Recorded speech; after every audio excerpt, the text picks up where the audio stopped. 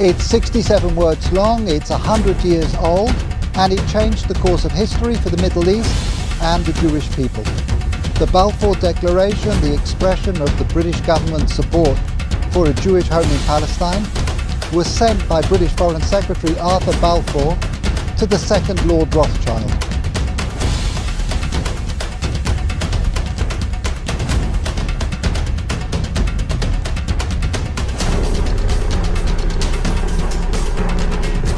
I'm here in Buckinghamshire at Waddesdon Manor to speak with the fourth Lord Rothschild about the Balfour Declaration, what it means for Britain, for the Jewish people and the Rothschild family. The Foreign Office, November the 2nd, 1917. Dear Lord Rothschild, I have much pleasure in conveying to you, on behalf of His Majesty's Government, the following declaration of sympathy with Jewish Zionist aspirations, which has been submitted to and approved by the Cabinet. So it's possibly the most famous letter in modern Jewish history, and it begins with three words: Dear Lord Rothschild. Why was it that this letter was sent by the Foreign Secretary to your great-uncle Walter? It's an interesting question because he was really interested in ornithology, although he became interested in Zionism. I think the reason was this, that it was primarily a movement from Eastern Europe, but they didn't clarify who was in charge of that movement. And in addition, it was, after all, in Great Britain. So they felt that the Rothschild family should be the one to whom it was addressed. And Walter was Lord Rothschild, and he was a Zionist. And those really are the background reasons. So Walter received the Balfour Declaration, and I have a copy here. And I wonder if I could possibly ask you to read it for us. Yes, indeed. Yeah. I'm going to put on my spectacles to make sure I read it accurately. His Majesty's Government view with favour the establishment of Palestine as a national home for the Jewish people, and will use their best endeavours to facilitate the achievement of this object, it being clearly understood that nothing shall be done which may prejudice the civil and religious rights of existing non-Jewish communities in Palestine, or the rights and political status enjoyed by Jews in any other country. I should be grateful if you would bring this declaration to the knowledge of the Zionist Federation. Yours, Arthur Balfour. And here it is, the Balfour Declaration. What do you feel when you see it here? I genuinely feel it's one of the most extraordinary moments in the history of the Jewish people. If you think it took 3,000 years to get to this, and then you say, how did this miracle happen? It's the most incredible piece of opportunism. I mean, if you think you had an impoverished would-be scientist, Chaim Weizmann, who somehow gets to England, meets a few people, including members of my family, seduces them. He has such great charm and conviction. He gets to Balfour, and he unbelievably persuades Balfour and Lloyd George, the Prime Minister, and most of the ministers, that this idea of the national home for Jews should be allowed to take place. I mean, it's so unlikely. And then he's, starts to fight a difficult battle with the British cabinet, and this letter goes through 5 drafts, as you know. And in the end, it comes out as a rather compromising letter. I mean, the essential point is there for the Jewish community to fasten on to. You have the first bit, which promises a national home rather than the national home, and then you have the bit that nothing that's to be done should in any way harm the Arab community. But you come back to the big point, which is that this is perhaps the greatest event in Jewish life for thousands of years.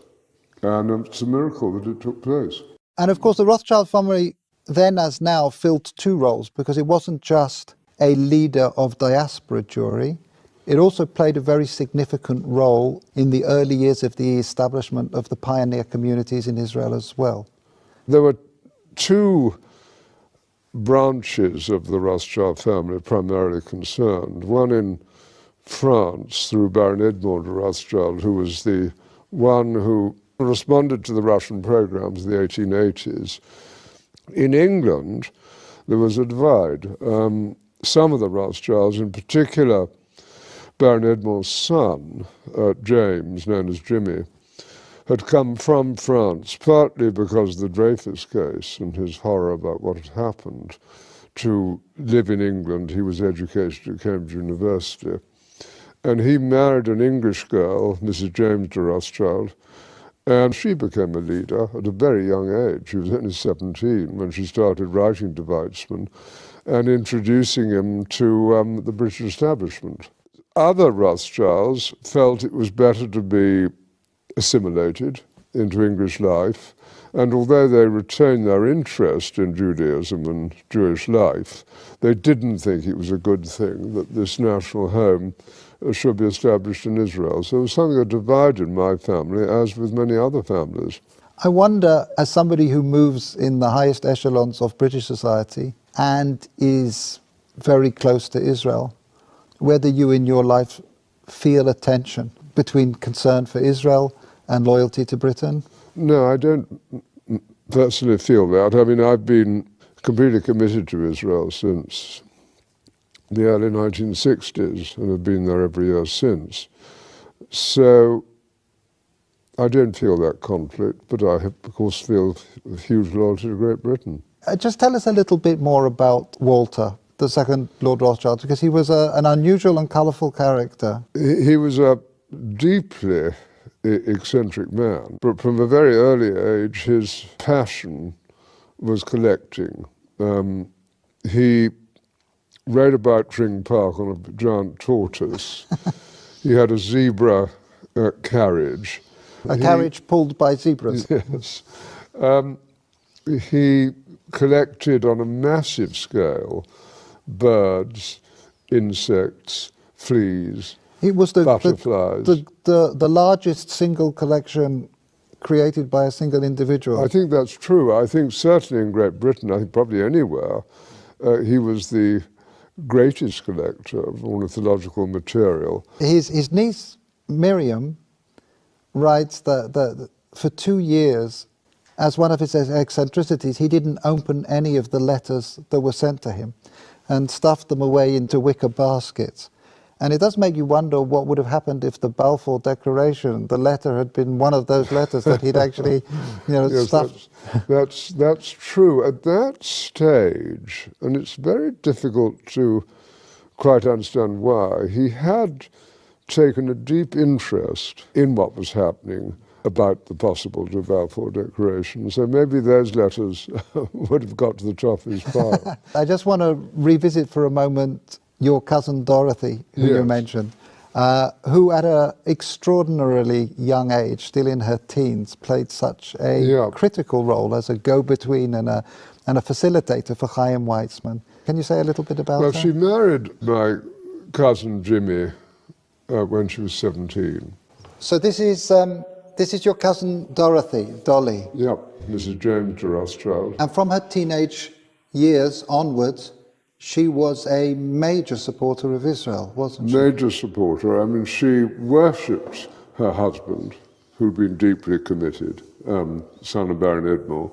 It was due to him, I think, that she became interested. But once she became interested, she became passionately interested. After his death, she became even more committed. She just wanted to carry out his wishes and what he cared deeply about. And then she had her own personality, a deeply good human being who was quite unselfish. She devoted herself to this place, to Israel, and to a few friends, and had a wonderful life. And you can read letters from her to Weizmann and from Weizmann to her when she was only 17. And what she did which was crucially important, was to connect up Weizmann with the British establishment. I think she also trained him in how to deal. She helped educate how to and it's conduct extraordinary himself. at that age, but she did sort of tell Weizmann, how to kind of integrate, how to insert himself into British establishment life, which he learned very quickly. So I'm here in the Waddesdon Manor archives, where there is a treasure trove of remarkable documents from the time of the Balfour Declaration. We have the correspondence here between the teenage Dorothy and her husband James, and it's really a love story. Here Dorothy is writing to James. She says, "Jimmy, I thought I would not like one day to pass without giving you a piece of news you have never heard before. I love you." But of course their correspondence wasn't just romantic correspondence. Here we have detailed letters describing her dealings with Zionist leaders, her advice and her suggestions regarding the conferences of the Zionist movement. And here we have a letter that the young Dorothy, still not 20, sent to Dr. Chaim Weizmann, where she's talking about the meetings that she's arranged for him. And as we've heard, she was helpful in training and preparing him to enter into the highest echelons of British society to advance the cause of the Zionist movement.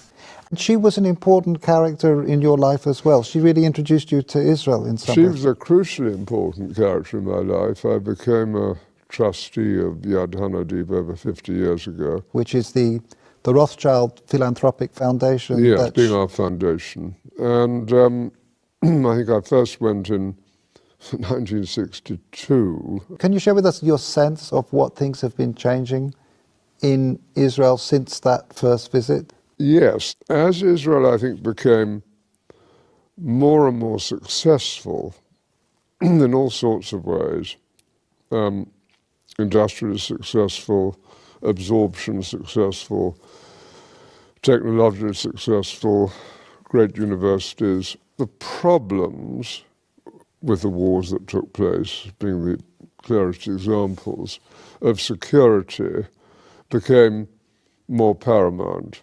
And so you did see a shift in Israel from kind of the liberal Western place that it had been in the early 60s to something of a very different character. And you also have a shift, of course, between communities in Israel. I mean, Israel is a patchwork of different immigrants from different countries. And you have the religious, you have the non-religious, you have a town like Tel Aviv, which is attractive to the kind of business community, to what I would call ordinary city life. And then you have Jerusalem, which remains a very religious city and full of conflict between Arab neighbors and itself. Those internal issues within the fabric of Israeli society are one of the main focuses of Yad Hanadiv. Can you mention just one or two of the projects that feel to you most significant? Yes, we do a great deal of work on education, a great deal of academic work. We keep going at Ramat Hanadiv, the garden where Baron Edmond was eventually buried. We're on the point of building the new National Library of Israel. Two unexpected ones, perhaps. If you take the Orthodox community, it's important that they have employment. And we're trying to develop programs which it's possible for them to undertake. Similarly, you have a problem with Arab unemployment, and we set up jointly with the government employment centres to facilitate greater employment of Arabs within Israel. And so we're an active foundation trying to help with these fissures in Israeli life and to do some good. And we're sitting here looking forward to the 100th anniversary of this significant letter. If I can just ask you to think about the next centennial, 100 years' time, and just maybe share some of your hopes, your aspirations about where Israel will be.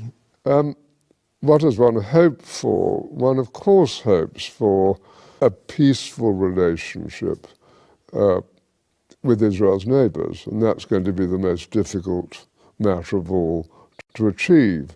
But even now you can see, with the disarray in the Middle East and the importance of relationships that Israel is developing, not only with Jordan, but also with Egypt and indeed with Saudi Arabia, even if they're not publicized because of the Sunni-Shiite war, there's hope.